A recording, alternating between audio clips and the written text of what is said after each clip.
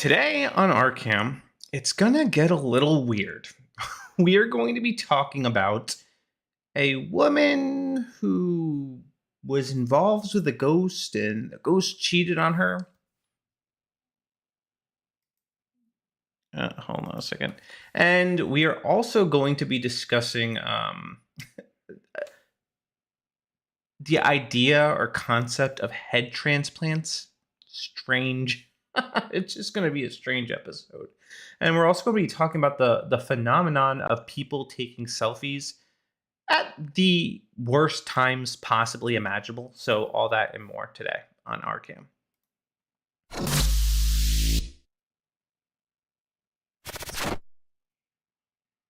All right. Well, welcome to RCAM. I'm your host, Ryan, and thank you for tuning in today.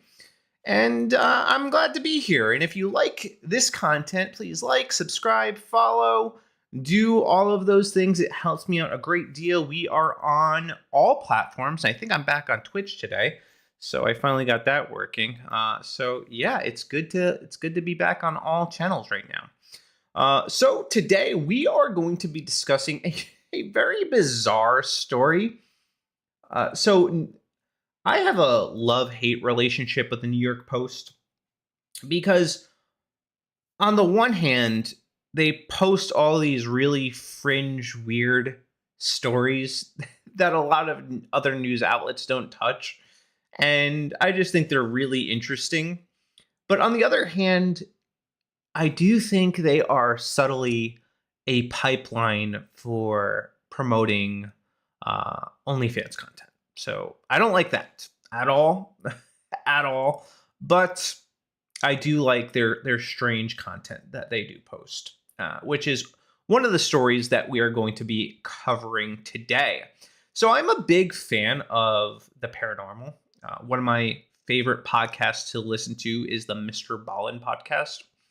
I find his podcast absolutely fascinating.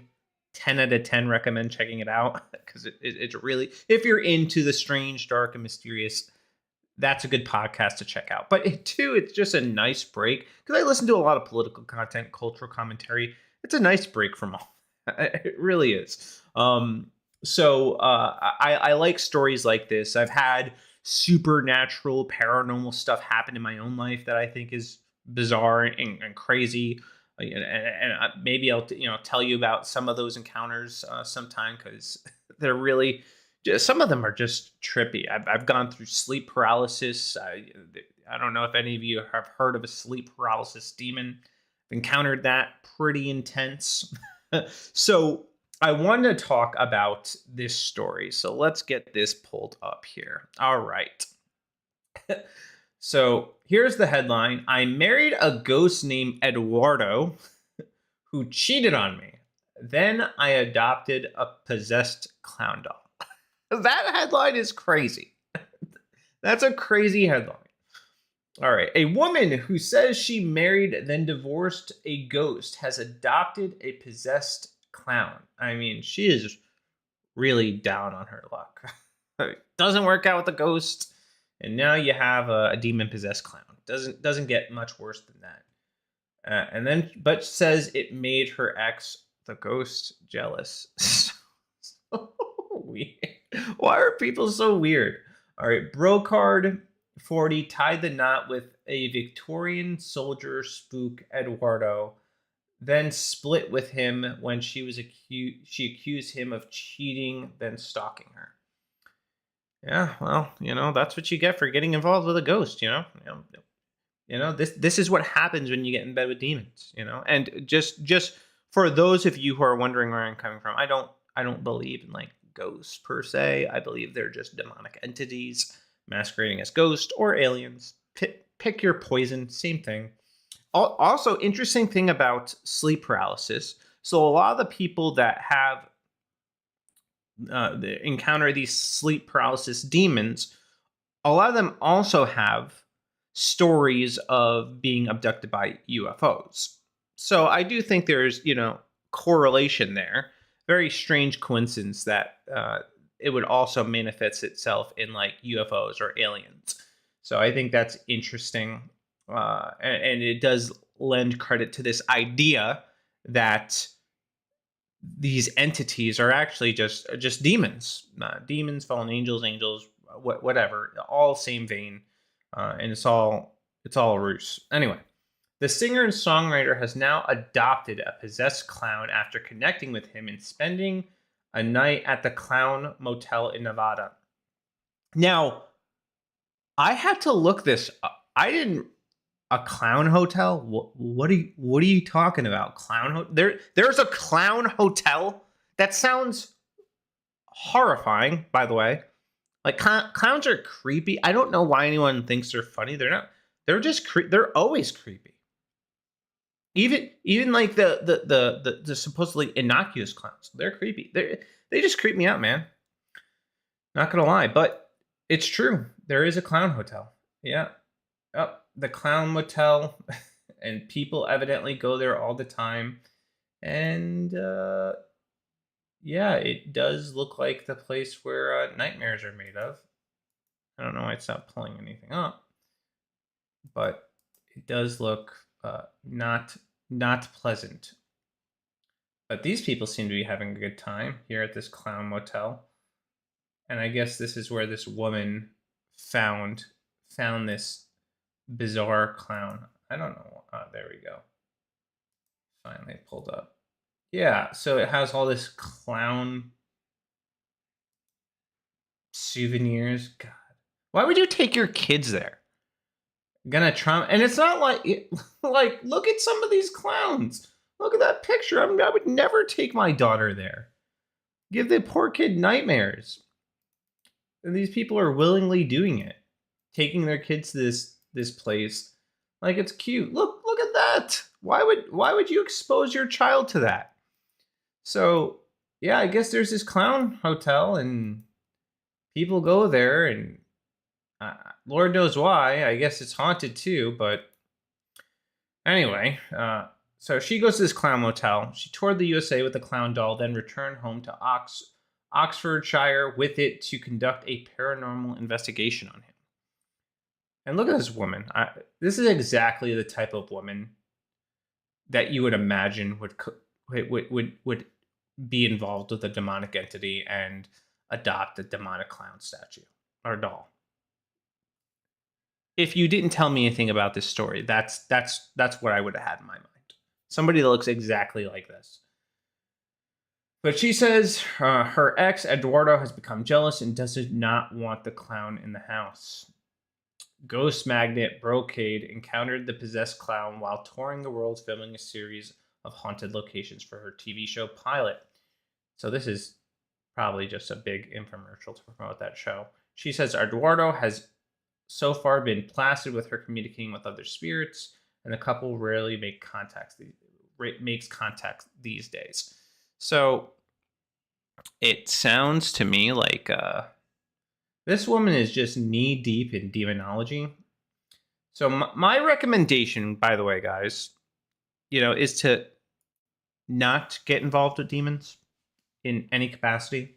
Certainly don't pursue relationships with them. That does not sound particularly wise. But who does? Oh, creepy ghost. Let me get in a relationship. What? What kind of psycho does that? And I don't know how many of you don't believe in the demonic, but I 100% do. I think demons prey on people like this and take advantage of them. And unfortunately, it seems I don't necessarily believe all this, to be honest with you. At least with her, I think it's more of a gimmick, something to do to try to promote her show. I don't think she's really involved with anything, any demonic entity, and she probably just likely has a doll.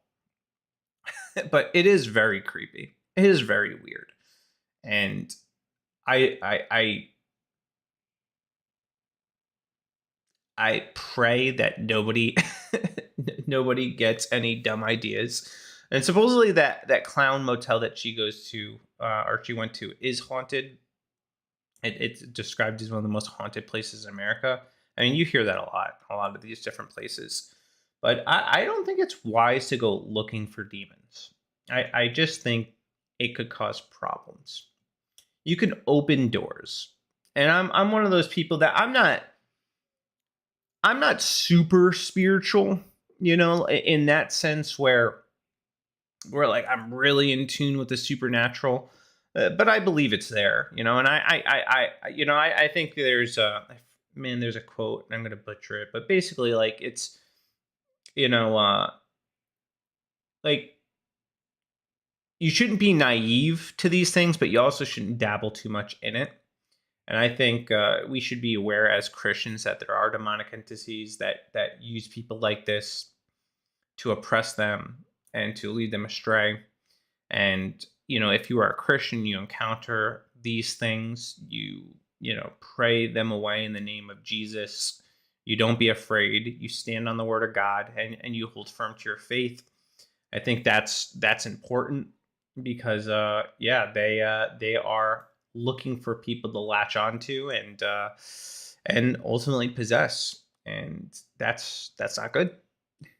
You don't want to get possessed. I've seen a real life possession, and I've seen deliverance in real life, and it was one of the most bizarre experiences of my life, but I did witness it, and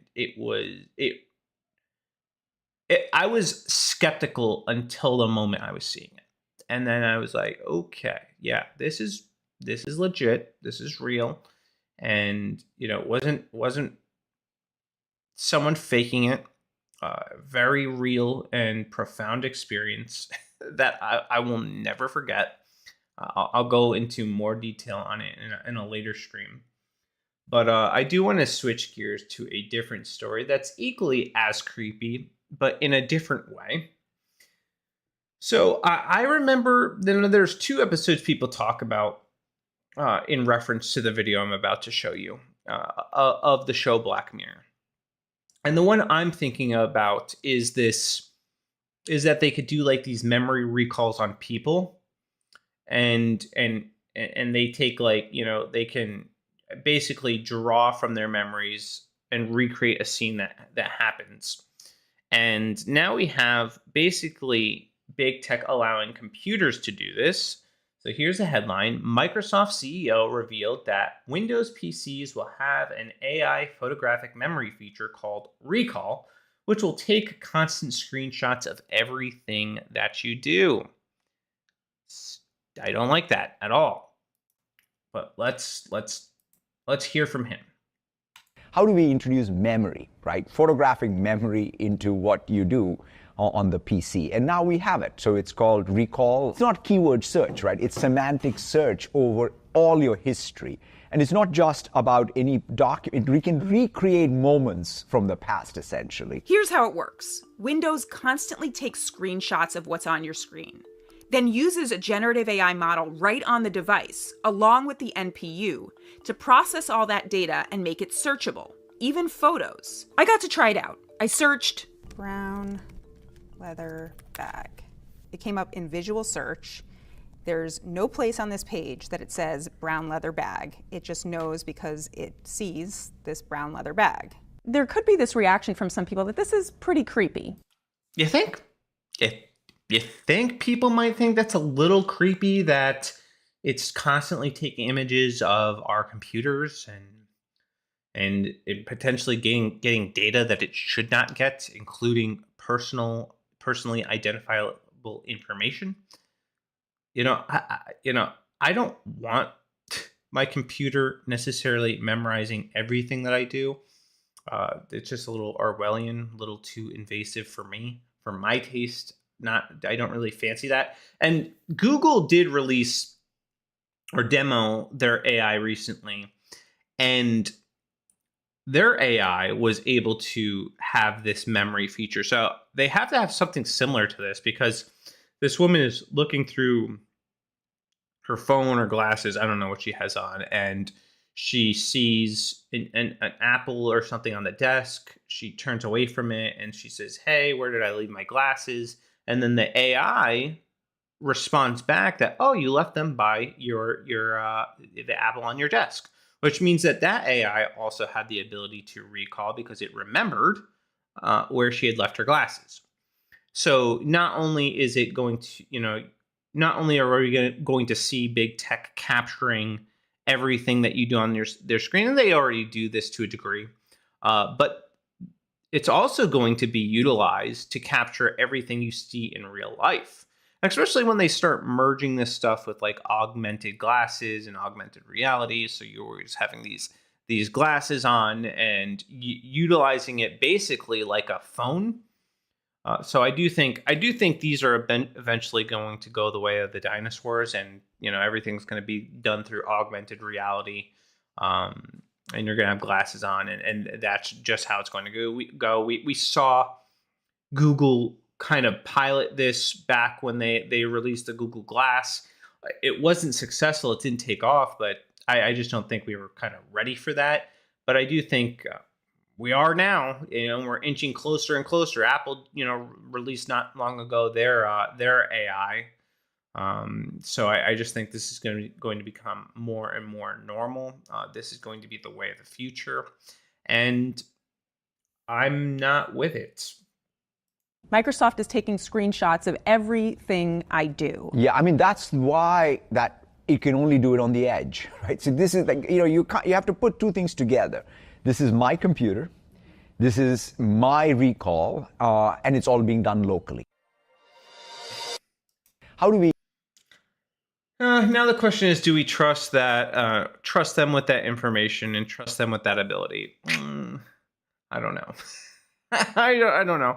The fact that it's being stored locally, I guess, is a little good, but it is creepy. But honestly, this is the way things are going. First, it's going to be an optional thing. You could toggle it on or toggle it off, and then it's just going to be baked into the cake.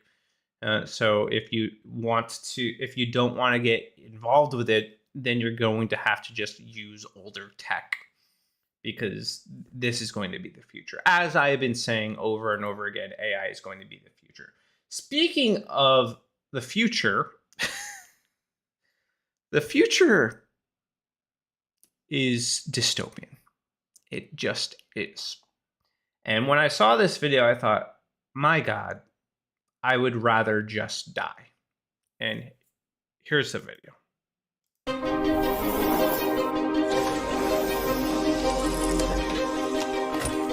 Introducing Brain Bridge, the world's first revolutionary concept for a head transplant machine, which uses state-of-the-art robotics and artificial intelligence to conduct complete head and face transplantation procedures, ensuring smooth outcomes and faster recoveries.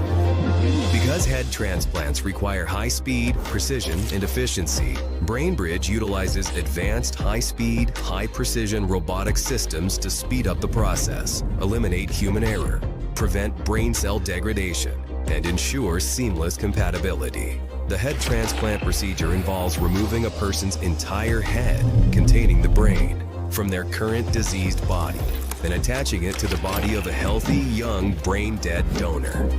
Head transplants could...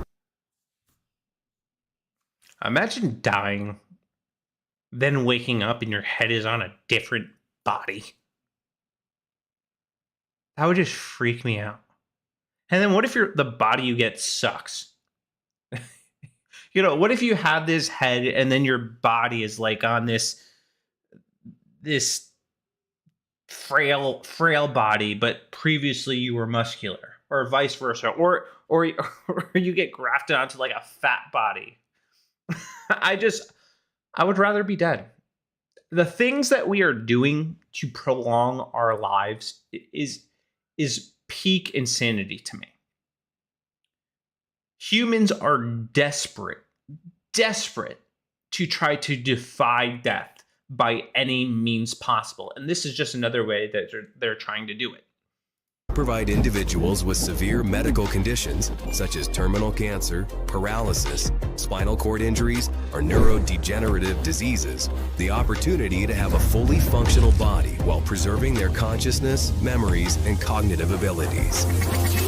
The neurons are the longest-lasting functional cells in the human body, and according to our estimates, the brain is capable of lasting several hundred years provided that the rest of the body remains young. The Brain Bridge concept involves the use of the integrated robotics platform comprised of the 2 autonomous surgical robots, designed to perform simultaneous surgeries on 2 bodies side by side within a single setup. The complete robotization of the process allows for the surgery to be performed in an environment with varying temperature and pressure. The procedure begins by preparing the donor and recipient bodies. We're going to live in a society where there's like literal people's heads in jars, their brains in jars, and they're just connected to robot machines walking around. That's the reality that we are very quickly approaching. And some people be like, this is impossible. Yeah, if you told me 5 years ago, I probably would have said the same thing, but now I'm not so sure. I think it is very possible. And I think we are actively doing things to defy God and try to cheat death and try to prolong our lives as long as possible. And I think we are making a severe error. I don't think human beings are supposed to live that long. Personally, I don't. I think we are supposed to die. I think dying is a good thing. And I think we need to start coming to grip with the fact that we are mortal beings and we will die. Now, I understand why people who don't believe in God look at something like this and value it, because for them, there is nothing when they die. I mean, other than the fearful expectation that they might go to hell. So I could understand being afraid of dying. For the Christian, though, we know that death is temporary and that when we die, it will be the moment that we are reunited with our Heavenly Father.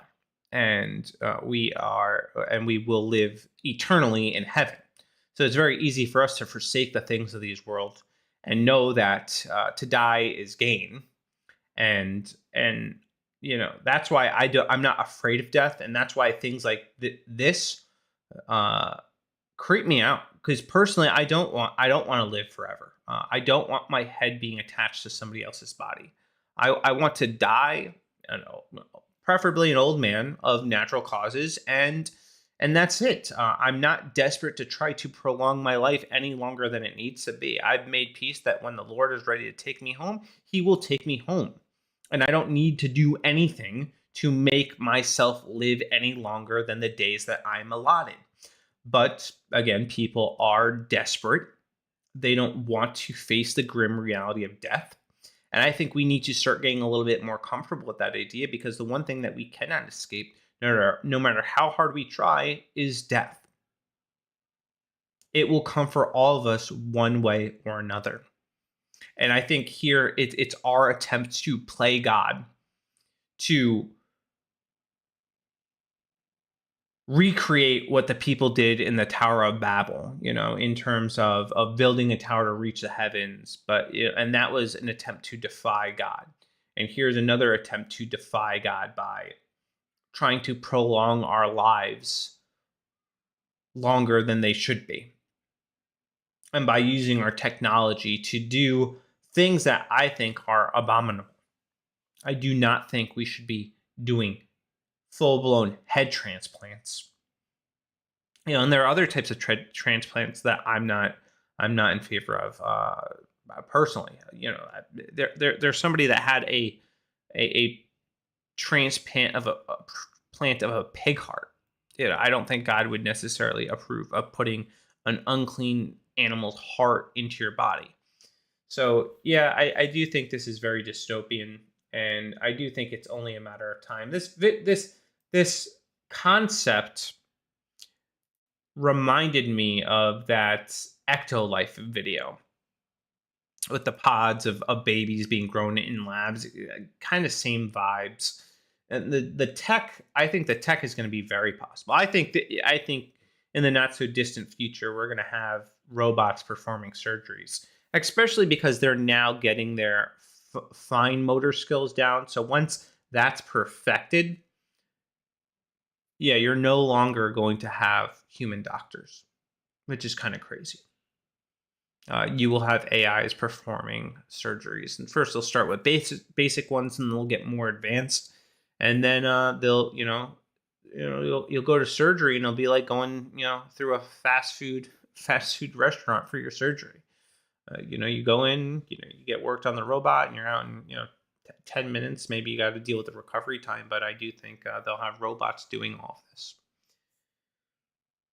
All right. Speaking of bizarre things, I want to cover this story. Actually, two stories that are related. And I'm going to remind you of another story that I covered previously that is in the same vein. All right. Bizarre moment. Women posed for selfie after bloody car crash in Mexico. Stupid ads. I hate ads so much. I really do. I really just got to get into the habit of saving these videos, downloading them, and then playing. But it's just extra work, and I don't have a lot of time. All right.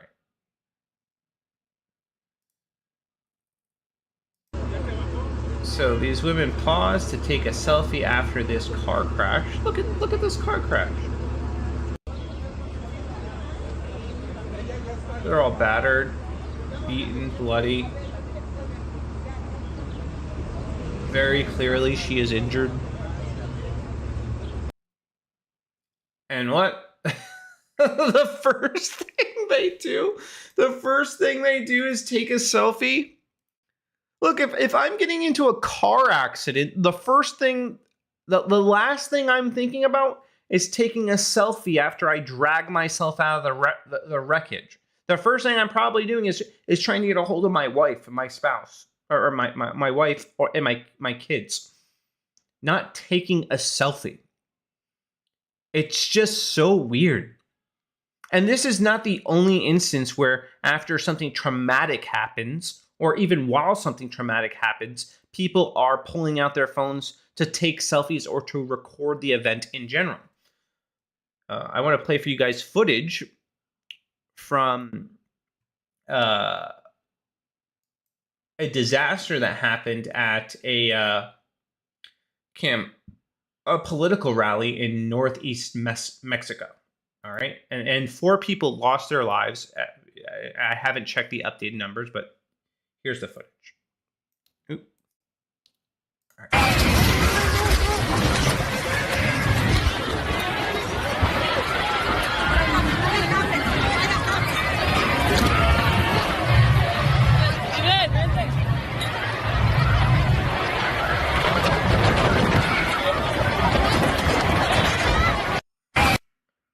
Put the phones down.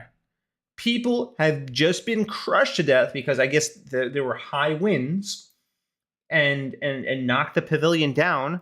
But yet these people are still holding it. No, put your phone down, run over, and try to help people.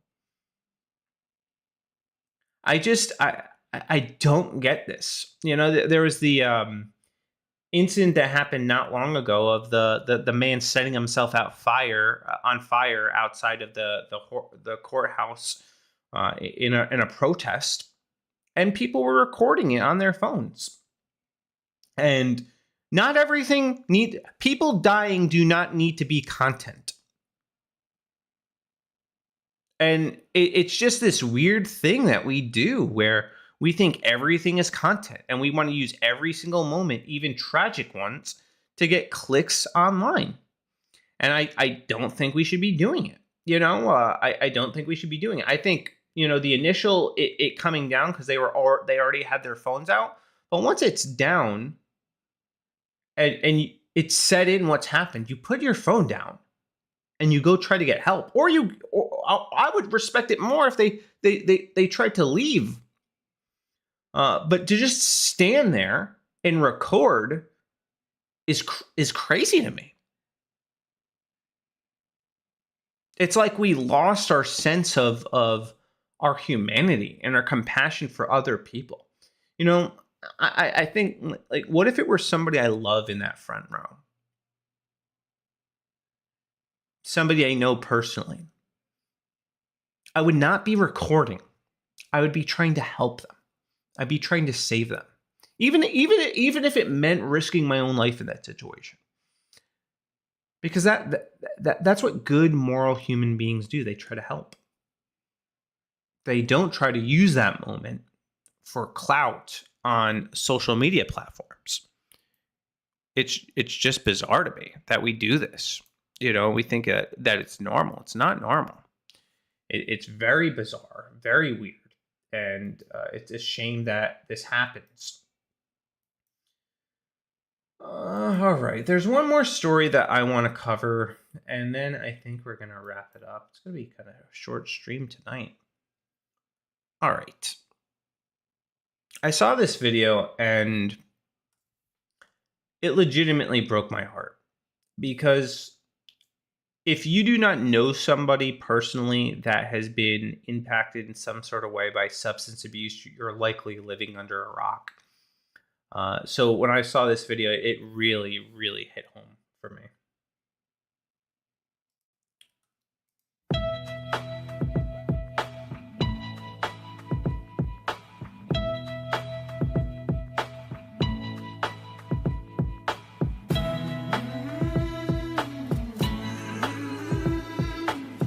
There's something happening here. What it is ain't exactly clear. There's a man with a gun over there telling me I got to beware.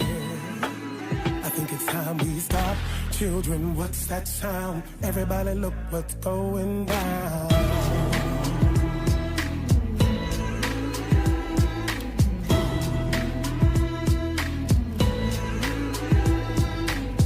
There's battle lines being drawn. Nobody's right if everybody's wrong.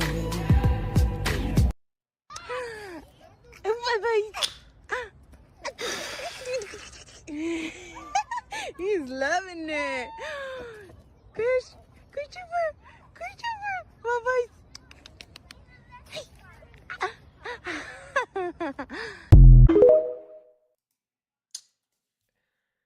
That baby at the end, man. I'm not gonna lie, got me choked up. Because I have a little girl, and to the idea that fentanyl is killing these babies too. It's just claiming so many lives. And the tweet that I pulled this from was 9mm SMG. You wrote, capital punishment after they're found guilty in trial is the only punishment that should be on the table for selling fent. No jail, nothing. The way it's ravaged families and communities cannot be forgiven in this life. Yeah. Well, I do think that people can be forgiven, but I still think that we should be doing capital punishment for these monsters that are dealing death to these people, that cost this baby their life. A baby. It's just heartbreaking. Because again, this hits close to home. I know people who have struggled and lost their lives to fentanyl. I used to work in a supported housing program, and I saw people struggling with substance abuse. I had one guy, he moved in, just got his new apartment. I forget if it was the same night or a couple days later, but shortly after he moved in, he overdosed. I believe fentanyl was involved, and it was tragic. And I've seen it happen time and time again, and it never gets any easier. And I think we need to return to a time where we treated dealing drugs harshly, and that people that deal death get death. The fear of God needs to be in the hearts of people who do these types of things, where they have the fearful expectation of swift punishment if they are found guilty of dealing this disgusting drug, and most hard drugs. I think the death penalty should be on the table. It destroys lives. And if it doesn't kill somebody, it destroys their life in such a way that it's unrecognizable. That person is unrecognizable, turns them into something that they're not. And I'm not going to give a pass to the people that are addicted to it, that are addicted to like heroin. But I don't think a lot of these people that are dying, intended to die. Maybe they're trying to get high, which they shouldn't have done, and ultimately it cost them their lives because fentanyl is just lethal. This baby was probably crawling around, and it somehow it got on them and killed them, and it's devastating. And I want to see this come to an end. And I want to see these people held accountable. And I want our border closed because that's where a majority of it is coming from. And this is the consequence of that decision. This is the consequence of open borders. Our people are dying. They are being killed by this drug because it's being smuggled in by the cartels and then distributed. And then it's the innocent that pay the price for it. In a civilized society, we would not tolerate it. We would see this baby and do everything we could to ensure they got justice. And that is my prayer for these families, that they get justice. That every single person involved in dealing this trash poison is held accountable. And if they are not held accountable in this life, well, they will stand before God on Judgment Day, and He will hold them accountable. And for that, I can take solace. All right, that's going to do it for me today. I appreciate you guys, and I hope you have a blessed night. If you like this content, please like, subscribe, follow me. I appreciate it. Anyway, deuces.